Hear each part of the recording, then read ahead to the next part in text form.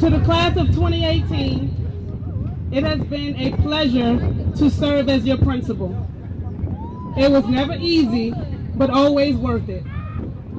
I won't be before you long, but if you will allow me a few words before you walk across the stage, allow me to share one last life lesson before I'm no longer your principal, I would greatly appreciate it.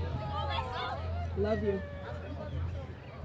I want you all to picture a young girl at the age of 13 before entering high school, being followed home after getting off of the city bus.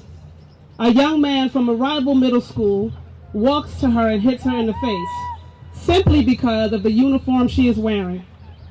That same weekend, this young lady went to a family member's home where her father, who she hadn't seen in some time, was present. Upon entering the home, her response was less than welcoming, and her father asked why she had such a terrible attitude.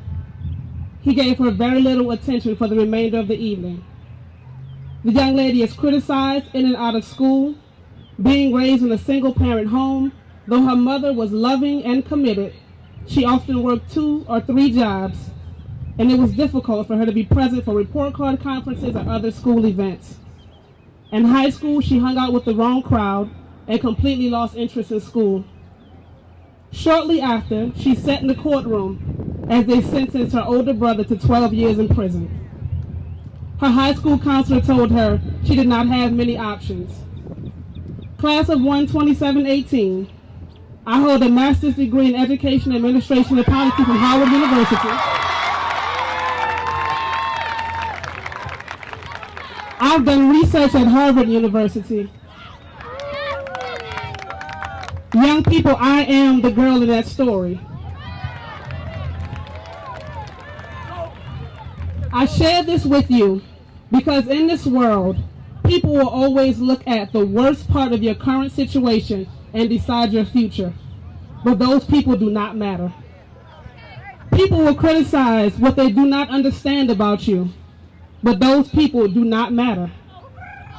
Particularly as a person of color, people will look at your brown and black skin and decide whether you deserve freedom, whether you deserve an education, and whether you even deserve to live.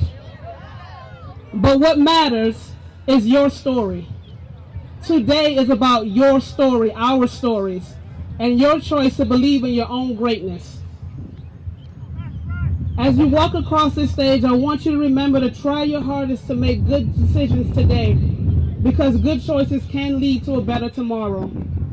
Every day you are writing your own story. You have to make your story good and make your story count. I love you. You already know that, and I'm going to miss you dearly. Thank you.